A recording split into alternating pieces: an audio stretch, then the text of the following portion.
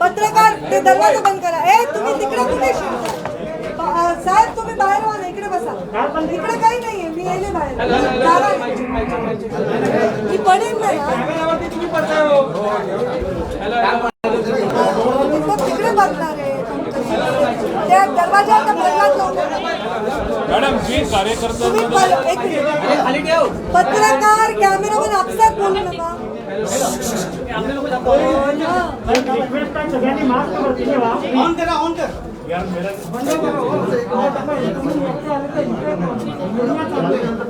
तुम्ही गप्पा बसा रे, आपले लोक जे इथे दोन रूम आहेत. मॅडम जी कार्यकर्त्यांमध्ये चर्चा होती गेले 2 दिवस, तुमचा दिल्ली दौरा झाला की नाराजी आहे आणि म्हणून दिल्ली दौरा झाला आणि मग तिथे समजूत घ्या अशी कार्यकर्त्यांमध्ये चर्चा आहे. तुम्ही आता भाषण पण केलं, वस्तुस्थिती पुन्हा एकदा काय सांगता? सर्वप्रथम गर्दीमुळे थोडी गैरसोय झाल्याबद्दल मी तुमच्या सगळ्यांची दिलगिरी व्यक्त करते. आज तिकडे गप्पा बसायला होतो का जरा ललित, तुम शांत रहने बोले. प्रेस शांत, जोर से चिल्ला के ऐसा नहीं चलेगा, इनको नहीं सुनेगा कोई. मामा तुम्ही सांगा, प्रदीप जा ना बाहेर, शांत बसायचं ना. तर तुम्ही आपसात बोलू नका ना प्लीज. मला स्वतःचाच आवाज ऐकू येत नाही, माझा प्रॉब्लेम आहे. मी काही दिवसांपूर्वीपर्यंत पत्रकार परिषद घेऊन, माझी प्रेस चालू आहे, ताईंना येऊ द्या, नाही तर बसा. नाही ते सगळेच एवढे वळवळ करतात. शांत बसा. त्या बिचाऱ्यांना तेव्हाच सॉरी, आता बस ना. तुम्ही बाहेर जाऊन त्यांना शांत. तुम्ही आपसात कोण बोलते मला ऐकू येत नाही, मला माझा आवाज ऐकू येत नाही.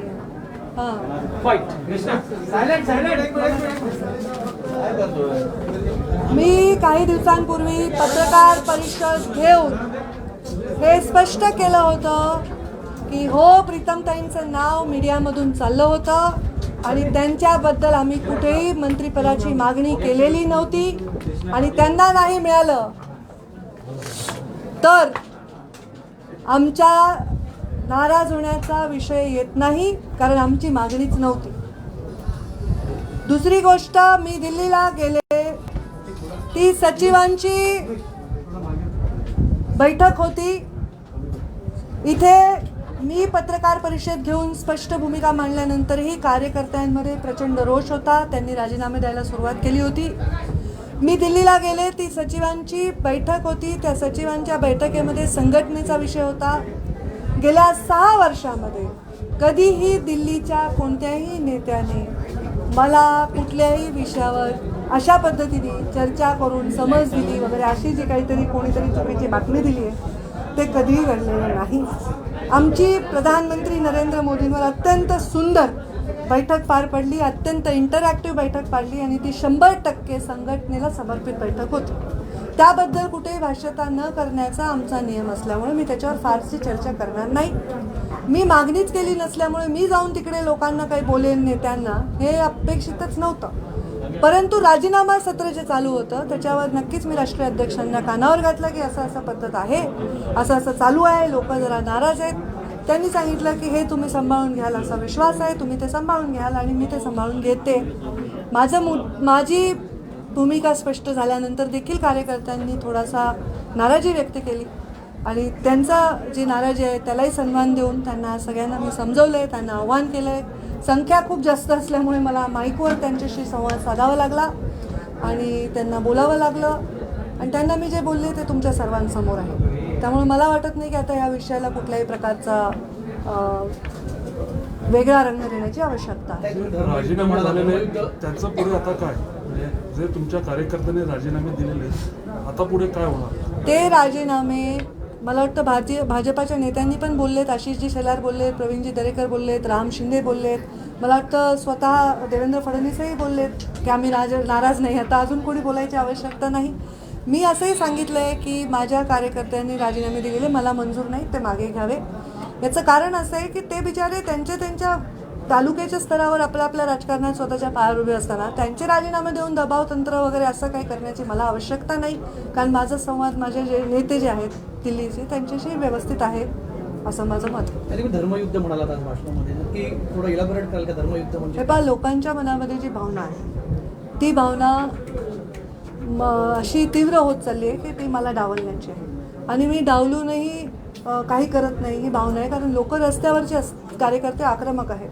मुळातच हा कार्यकर्ता, मुंडे साहेबांचा कार्यकर्ता हा आक्रमक आहे. मुंडे साहेबांनी राजकारणामध्ये जे काम केले त्याची एक पद्धत त्यांना अवगत आहे. आम्ही खूप संघर्ष केला, आम्हाला अनेक संघर्षांना जावं लागलं सामोरं, पण ह्या संघर्षावरील कार्यकर्त्यांना माझं नातं हे नेहमी अटूट राहिलं. धर्मयुद्ध हे आहे की माझा जो प्रेम करणारा वर्ग आहे, माझा जो कार्यकर्त्याचा संचय आहे, त्याच्यामध्ये कुठेतरी अडचण निर्माण होते अशी भावना झाली लोकांची.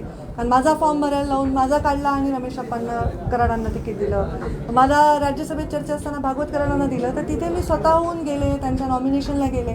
पण मंत्रिपदाचा विषय थोडा मला माहिती होण्यास प्रचंड म्हणजे उशीर झाल्यामुळे लोकांच्या मनामध्ये ही भावना झाली की ताईंना डावलण्यासाठी देतात. तर माझं म्हणणं आहे की हे धर्मयुद्ध हे की ही जी वज्रमूठ मुंडे साहेबांनी केली होती, जी कायम ठेवण्याचा प्रयत्न मी 6 वर्ष यशस्वी करू शकले, ती वज्रमूठ अशीच ठेवली पाहिजे. कोणाला काही पद दिलं, कोणाला काही सन्मान दिला म्हणून आमचं नातं खराब होऊ नये, ना माझं त्यांच्याशी नातं खराब होऊ नये, कराड आणि बाकी ज्यांची संधी मिळाली त्यांच्याशी, आणि समाजातील लोकांचाही मन खराब होणे. हे धर्मयुद्ध आहेच आहे, आम्हाला लढावंच लागणार आहे. संघटित समाजाला हे नेहमी प्रश्न असतात. वारंवार म्हणालात की आम्हाला हे धर्मयुद्ध टाळायचं आहे. हो, म्हणूनच मी राजीनामे वापस द्यायला पण हे लावले. धर्मयुद्ध भाजपतल्या अंतर्गत धर्मयुद्धाबद्दल बोलताय तुम्ही? त्याचा असा अर्थ होतो असा अर्थ होतो. भाजपच्या अंतर्गत गोष्टींबाबत तुम्ही धर्मयुद्ध बोलता. तुम्हाला संपवायचं आहे. त्याचा नाही, वेगळा मी अर्थ असं निघू काही शकतो. म्हणणार नाही. जिथे काढला तिथेच म्हणेन. मी जे बोलले तेच बोलले. धर्मयुद्ध हे आहे की जेव्हा एखादा व्यक्ती राज्यभर प्रवास करून प्रचंड मेहनत करून एक संघटन करतो, ते त्याच्या नावावर त्याच्यावर प्रेम करणारा माणूस त्याच्या संघटनेशी जोडला जातो. त्याचा आणि संघटनेमध्ये विसंवाद असणं, आपल्या नेत्याला संघटनेमध्ये स्थान नाही अशा प्रकारची भावना विनाकारण मनामध्ये कार्यकर्त्यांच्या निर्माण होणारे निर्णय होणं, याच्यामुळे प्रसंग मनामध्ये होतो. धर्मयुद्ध म्हणजे काय, तर आपल्या विचारांशी असलेला, आपल्या समर्पित संस्कारांशी असलेला हा संघर्ष आहे. आणि धर्मयुद्ध हेच आहे की ही जी माझी मोठ आहे ती मोठ डिस्टर्ब न होता कामा नये. भले कोणालाही पद मिळवून लोकांना वाटतं मला मिळालं पाहिजे, मला नाही मिळालं तरी मला माझी हरकत नाही, पण ही वज्रमूठ कायम राहायला पाहिजे, एकजूट कायम राहायला पाहिजे. अविचाराने कुठलाही निर्णय, ताई म्हणतात की योग्य वेळी निर्णय घेऊ असं तुम्ही म्हणाला. योग्य वेळी निर्णय घ्यायचा, अविचाराने कुठलाही निर्णय घ्यायचा नाही. योग्य वेळ कुठली? ते जेव्हा मला येऊ नये अशी माझी अपेक्षा आहे. अनेकदा बोललं जातं, त्यांनी ते लक्षात ठेवावं. त्याचा उल्लेख तुम्ही केला की पंकजा मुंडे यांना पक्षाने खूप दिले, याचा उल्लेख तुम्ही केला. अनेकांना दिलं गेलं आणि त्याचाही उल्लेख केला. तर तुमच्या बाबतीत हे सतत बोलून दाखवलं जातं. हे पहा, अत्यंत चांगला प्रश्न विचारला प्राजक्ता. मी माझ्याविषयी गेल्या 2-3 दिवसात जे जे स्टेटमेंट आले ते सगळे मी लिहून ठेवले. त्याच्यामध्ये भारतीय जनता पार्टीचा कोणताही नेता नकारात्मक नाही बोलला, खूप चांगलं आणि सकारात्मक आणि आशावादी बोलले. प्रत्येक नेता म्हणाले की नाही ताई सांभाळून घेतील, कार्यकर्त्यांचा संताप हा विद्रोह. काही नेत्यांनी असं स्टेटमेंट केलं की पंकजा मुंडे लक्षात ठेवतील, आणि हे स्टेटमेंट त्या नेत्यांकडनं किंवा काही लोकांकडनं वारंवार आलं.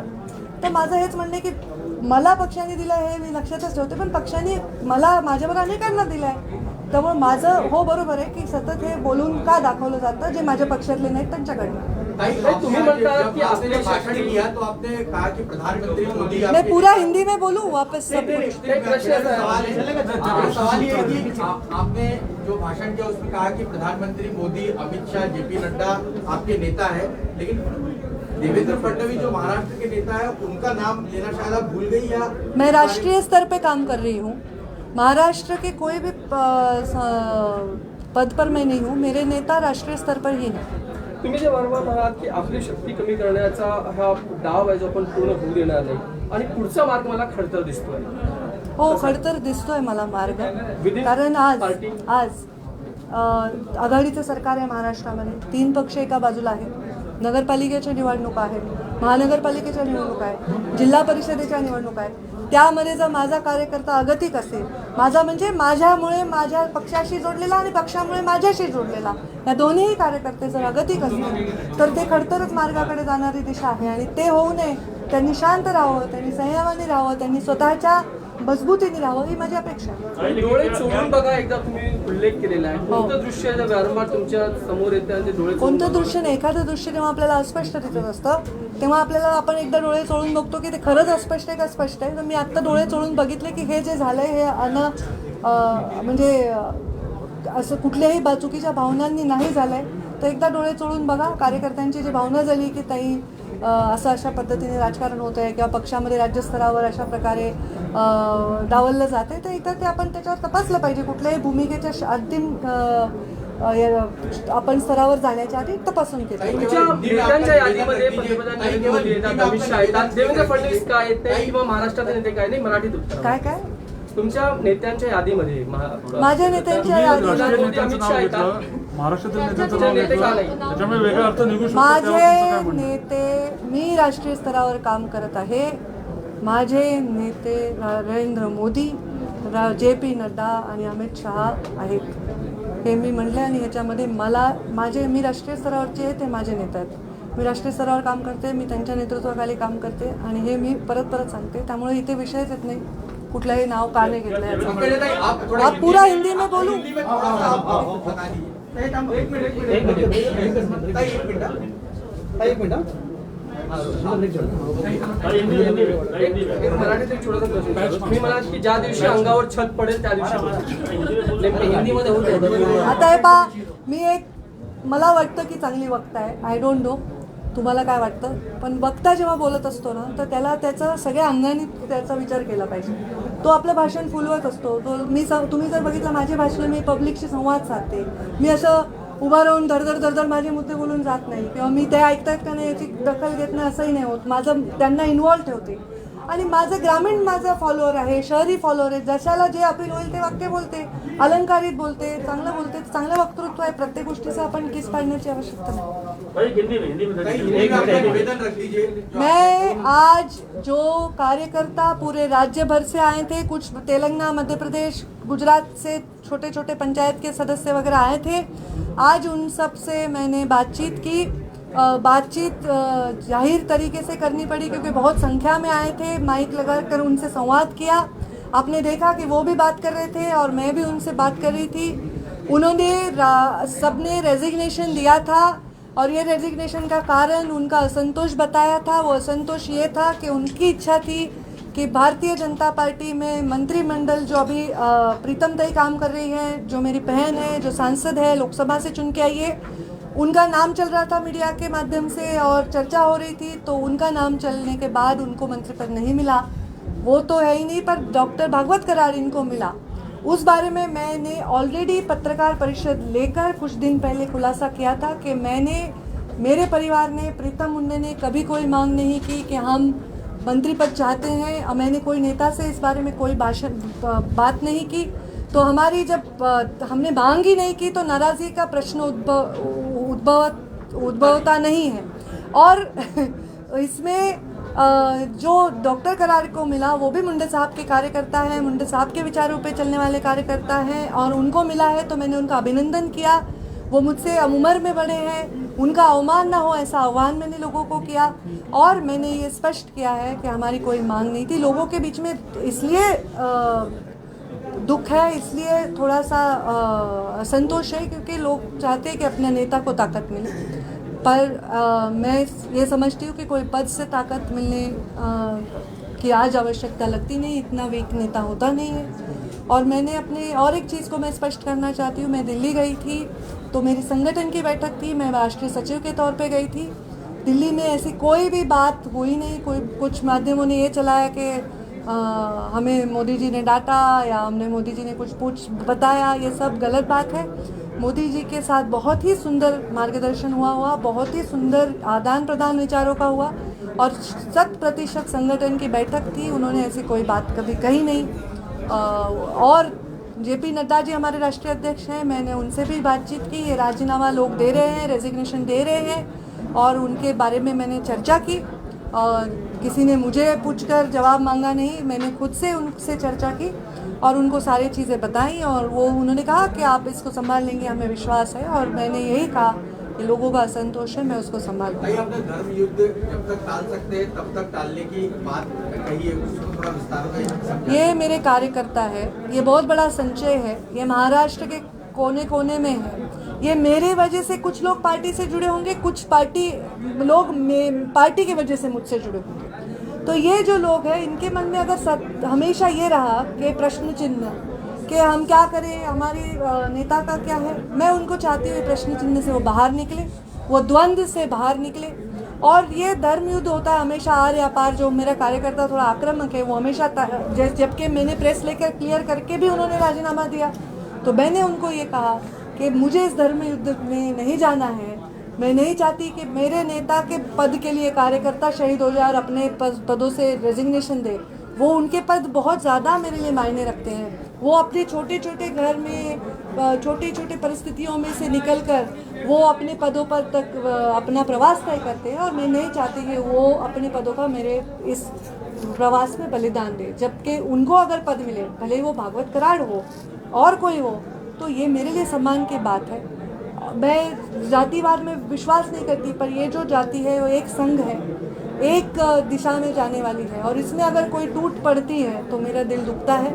मैं नहीं चाहती कि वो टूट पड़े। लेकिन आपने सही समय आने की बात की, सही समय आने पर निर्णय लिया जाएगा। आपने कहा सही समय आने पर निर्णय लिया जाएगा, अविचार से कोई निर्णय नहीं लेना। वो सही समय कौन सा है, सही समय पर कौन सा निर्णय लेने की बात आप कर रही हैं? जब वो आएगा तब मुझे पता चलेगा। अभी कार्यकर्ताओं का संवाद अलग होता है और पत्रकारों से संवाद अलग होता है।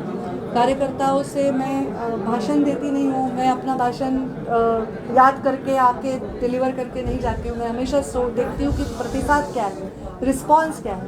और ज़रूर हर राजनीति में, हर फील्ड में ये युद्ध सबको इससे गुजरना पड़ता है, आपको भी गुजरना पड़ता होगा। और तब हमको सही निर्णय लेना और अपने निर्णयों के वजह से ज़्यादा असर लोगों को फ़ायदा ही हो, नुकसान ना हो, इसकी चिंता करना ये नेता का कर्तव्य है। और जो मेरा कर्तव्य, मैं नहीं चाहती मेरे कार्यकर्ताओं को कोई आपत्ति हो। किस चीज़ का निर्णय? क्या वो शिवसेना पार्टी है, कहा जा रहा है शिवसेना में जाने वाली है या शिवसेना तस्दीकियां बढ़ रही है? मैंने भी ऐसा सुना, ऐसा कहा जा रहा है। ताई वडेट्टीवारांनी आत्ताच टीका केलेली आहे की कौरवही त्यांच्याच पक्षाचे, पांडवही त्यांच्याच पक्षाचे, महाभारतही त्यांच्याच पक्षात सुरू आहे, अशी माझी भूमिका केली। ठीक आहे, मी तर बघेन काय म्हणाले ते। एक शेवटचा प्रश्न तो म्हणजे तुम्ही असं म्हणालात की जर मी संपले असले तर मला संपवण्याचा प्रयत्न सुद्धा संपला असेल, असा प्रयत्न तुमच्या पक्षातून झाला होता असं म्हणायचं? हे पहा, मला सतत संघर्ष माझ्या वाट्याला आलेला आहे आणि आत्ता माझा कार्यकर्ता जो दुखावला गेला आहे तेव्हा मी अत्यंत मोकळी व्यक्त झाली आहे। आणि मला असं वाटतं की ह्या सगळ्या गोष्टींची सगळ्या पद्धतीने सर्वांना आम्हाला माहिती आहे की कसं आहे महाराष्ट्राचं राजकारण, कसं आहे महाराष्ट्राचा पॅटर्न, ह्या सगळ्या गोष्टींना सांभाळून घेऊनही राजकारण करता येतं। उदाहरणार्थ जेव्हा डॉक्टर भागवतकरांना राज्यसभा द्यायची होती तेव्हा मी त्यांचं नॉमिनेशन करायला गेले होते। त्यामुळे ह्या गोष्टी ज्या होत राहतात, कुठेतरी मीडियात एक बातमी होते प्रीतम मुंडे दाखल झाल्या तिथे, मग आम्हाला ते क्लिअर करावं लागते की बाबा आम्ही मुंबईत आहे। मग कोणीतरी म्हणते की पंकजा मुंडे नाराज, आम्हाला क्लिअर करावं लागते की नाही बाबा आम्ही नाराज नाही, आम्ही मागितलंच नाही तर नाराज कशाला, जी गोष्ट मी मागितलीच नाही। हे सतत जे चाललेलं आहे हे कुठेतरी मला डिस्टर्ब करणार आहे आणि त्यामुळे मी त्याच्यावर स्पष्ट भूमिका घेतली आणि मला वाटतं की हे जे आत्ता चाललं आहे पक्षामध्ये बऱ्याच लोकांना ऐकून घेण्याची आवश्यकता आहे आणि त्याच्यात मीही काही रोल प्ले करेन आणि नेत्यांनी वरच्या दखल घ्यावी असं माझं इच्छा आहे। कॉमा की बात आपने कही है, क्या फुल स्टॉप दिमाग में थी? फुल स्टॉप मेरे बहुत कॉमा लगने वाले हैं, फिर देखिए। मैडम, ओ मैडम, मैडम, मैडम।